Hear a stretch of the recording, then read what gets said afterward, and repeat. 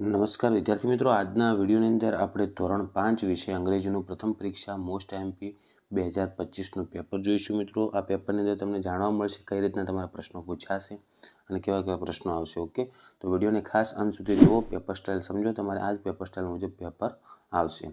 તમારા બીજા મિત્રોને શેર કરજો અને આવા ઉપયોગી વિડીયો માટે આપણી ચેનલને સબસ્ક્રાઈબ કરી દેજો. જો મિત્રો, પહેલું તમને એમ કીધું છે નીચે આપેલ ફકરો વાંચો અને પ્રશ્નોના જવાબ લખો. તો આપણે ફકરો પહેલાં ધ્યાનથી વાંચવાનો. પછી પહેલો પ્રશ્ન આપેલ છે, જુઓ, હુ વેર ગુડ ફ્રેન્ડ્સ. હવે હુનો મતલબ થાય કોણ. હવે સારા મિત્રો કોણ હતા? તો પહેલી જ લાઈન છે, જુઓ, Khushi and Khanak were good friends. તો એમાં એ લાઈન લખી નાખવાની. બીજું છે વેન. હવે આ તમારે પહેલાં સ્પેલિંગ ભાગા કરવાના, હુનો, વેનનો અને વોટનો. જુઓ, when did Khushi and Khanak race each અધર.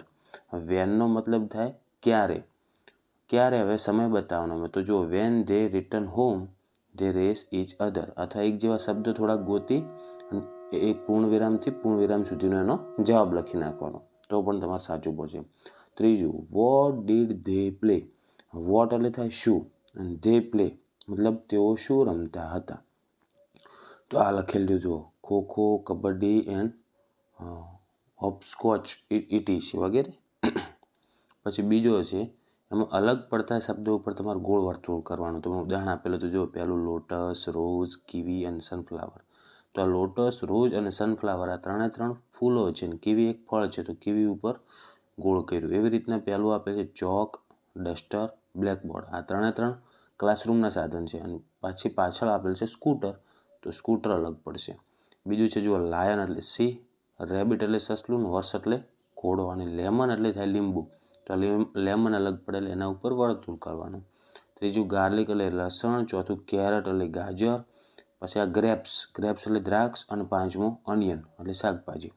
તો આ બધી શાકભાજી છે ને દ્રાક્ષની ફળ છે એટલે એના ઉપર વર્તુળ કરવાનું. ચોથું જો, યલો એટલે પીળો રંગ, ટેબલ એટલે મેજ, વ્હાઇટ એટલે સફેદ અને રેડ એટલે લાલ. તો બીજા ત્રણ રંગ છે ને ટેબલ એ વસ્તુ છે એટલે ટેબલ ઉપર આપણે ગોળ કરવાનો હતો. પછી ત્રીજે તમારે આવો પ્રશ્ન આપેલો છે કે સર્વનામનો ઉપયોગ કરીને વાક્ય બનાવો. તો જો, પહેલું આપેલું હતું ગીતા ઇઝ અ ટીચર ને સી ઇઝ અ ટીચર. તો આપણે હવે રાહુલ હેઝ અ બોલ પેન. તો રાહુલની જગ્યાએ શું આવશે? ખાલી હી લગાડવાનું. છોકરો હોય અહીંયા હી અને છોકરી હોય અહીંયા સી. તો રાહુલ એટલે હી આવશે. મીનાક્ષી છે અહીંયા ખાલી સી કરીને પાછું વાક્ય લખવાનું, ઇઝ અ હાઉસવાઈફ. પછી માર્વિક એ છોકરો છે એટલે હી કરી અને એનું એ આવશે પાછું કે હેડ એન્ડ ઇરેઝર.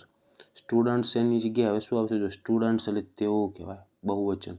તો હીનું, શીનું અને ઇટનું આ બધી વસ્તુઓનું બહુવચન ધે જ થાય. તો સ્ટુડન્ટ્સની જગ્યાએ ધે લખવાનું, they were in the playground. પછી રાજવી એન્ડ હાસ્યા. હવે આ બે જણા છે, એક જણા નથી. રાજવી અને હાસ્યા બે છોકરીઓ છે તો બહુવચન જ કહેવાય. તો એમાં પણ એ બેની જગ્યાએ આવશે ધે આર કઝિન્સ. બસ પાછળનું એમને ચિત્રના આધારે 5 વાક્ય બનાવવાના છે તમારા મિત્રો. પછી આ ચિત્ર આ રીતનું આપેલું છે, તમે બનાવી કહો કે this is the picture of garden. પછી લખવાનું 5 એક કેટલા ટોટલ 5 બાળકો છે, તો 5 childrens are enjoying in this garden. તમને જે રીતના આવડે એ રીતના બનાવવાના રહેશે. પછી ફરી ઉદાહરણ પ્રમાણે કરવાનું. જો, ધીસ ઇઝ અ રોઝ, તો હવે એની જગ્યાએ ઇટ ઇઝ રેડ. આ બંને નીચે અંડરલાઇન કરેલ હતી, તો એનું ઉદાહરણ જગ્યાએ શું થયું? ધીસ ઇઝ અ લેમન અને ઇટ ઇઝ યેલો. મતલબ રોઝનું લેમન કર્યું અને લાલનું પીળો. એવી રીતનું કલર જ બદલાયો અને વસ્તુ બદલાય. તો પહેલું છે જુઓ, અલીના ઇઝ અ ગર્લ અને સી ઇઝ માય સિસ્ટર. તો અલીના ઇઝ બોય. અલીનાની જગ્યાએ તમે અલી પણ લખી શકો. અલી ઇઝ અ બોય અને સીની જગ્યાએ આવશે હી ઇઝ માય બ્રધર થઈ જાય. પછી છોકરો એટલે બ્રધર આવે. બીજું છે Yagna is a student, he is in the 5th standard. તો હવે શું લખવાનું? Yagna is a pupil. Students એટલે બહુવચન થઈ ગયું, વિદ્યાર્થીઓ. એનું એક વચન પ્યુપિલ એટલે એક વિદ્યાર્થી. હીની જગ્યાએ શું આવશે? સી ઇઝ ઇન 5thની જગ્યાએ 6th સ્ટાન્ડર્ડ કહી નાખવાનું. ચેન્જ કરવાનું છે, તમે જે કરો, 6th કરો એટલે કે 6થું કરો અથવા 4થું કરો, એ તમારા ઉપર. ત્રીજું છે દેવર્સ પ્લે ક્રિકેટ. તો એની જગ્યાએ આપણે ચેન્જ કરી નાખો વોલીબોલ. હી હેઝ અ બોલ. તો હી હેઝની જગ્યાએ બોલનો બોલ જ આવશે, કારણ કે વોલીબોલમાં બોલ તો જોવે જ. ચોથું, ગૌતમભાઈ ઇઝ અ ટીચર. તો ગૌતમભાઈ ઇઝ પ્રિન્સિપલ કરી નાખો. હી ટીચિસ ઇંગ્લિશ. તો હી ટીચિસ ગુજરાતી કરી નાખો, વિષય બદલી નાખવાનો. ઓકે. પછી તમારે કૌંસમાં આપેલો ઉપયોગ કરીને વાક્યનો સંવાદ પૂર્ણ કરવાનો છે. તો બર્ડ એક શું કહે છે? હેલો ફ્રેન્ડ્સ કહે છે. પહેલાં જો આપેલ છે. પછી બર્ડ 2 કહે છે hello friends what are you looking for. તમારે કઈ રીતના ખબર પડવાની કે જુઓ આમાં શું લખવું એને પછીની લાઈનો છે. બર્ડ શું પૂછે શા માટે. આણે કંઈક કીધું છે ને તારે આવ્યું પૂછશે કે શા માટે. વાય એટલું શું થાય શા માટે. તો એ શું કહે છે જુઓ I lost my old home. ના સોરી પહેલા પ્રશ્ન hello friend what are you looking for. તમે શું જોઈ રહ્યા છો. તો આર્યો એમ કહે છે અ ન્યૂ હોમ. મારે નવું ઘર જોવે છે. પછી બર્ડ બીજું કહે છે પક્ષી બીજું કે વાય શા માટે. તો બર્ડ એક એનું કારણ શું હાલ છે I lost my old home મતલબ મેં મારું જૂનું ઘર ખોઈ દીધું છે.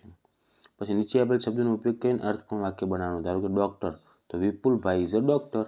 કેટ તો that is a cat. Bill તો this is a bill. School તો ધેર ઇઝ અ સ્કૂલ.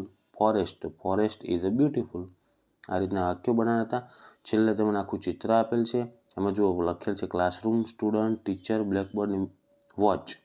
આ બધા ઉપરથી એક એક વાક્ય બનાવવાનું હતું. કઈ રીતના બનાવવાનું જુઓ. ધીસ ઇઝ ક્લાસરૂમ ઉપરથી એમ બનાવ્યું this picture is about classroom. સ્ટુડન્ટ્સની જગ્યાએ લખવાનું કેટલા સ્ટુડન્ટ છે 1 2 3 4 5 6. તો લખવાનું 9 છે સ્ટુડન્ટ. રેડી. તો there are 9 students teaching in classroom. ભણી રહ્યા છે. ટીચર તો the teacher is teaching English. આ રીતના. પછી બ્લેકબોર્ડ તો blackboard is near the watch. ઘડિયાળની બાજુમાં છે એટલે વોચ. તો વોચનું એવું બનાવી નાખો the watch is near the blackboard. આ રીતના મિત્રો તમારે વાક્ય બનાવવાના આવશે. ઓકે. તો આ થઈ ગયું મિત્રો આપણે ધોરણ 5 વિશે અંગ્રેજીનું મોસ્ટ આઈએમપી પેપર અને એનું સોલ્યુશન. તમારું પેપર સ્ટાઇલ આવી જ આવશે. આ રીતના વ્યાકરણના પ્રશ્નો પૂછાશે. ઓકે. તો ઘણું બધું તમને આમાંથી કામ લાગશે. તો આશા રાખું છું મિત્રો કે વિડીયો તમને ઉપયોગી બન્યો છે. તો વિડીયોને લાઇક કરો. આવા ઉપયોગી વિડીયો માટે આપણી ચેનલને સબસ્ક્રાઈબ કરો. તમારા બીજા મિત્રોને શેર કરજો. ઓકે. અને જેટલા પણ વિદ્યાર્થીઓને પરીક્ષા આપવાની છે દરેક વિદ્યાર્થીઓને મારા વતી એક્ઝામ માટે બેસ્ટ ઓફ લક. હવે મળીશું મિત્રો આપણે નેક્સ્ટ વિડીયોમાં. Thank you so much for watching my videos. Thank you so much.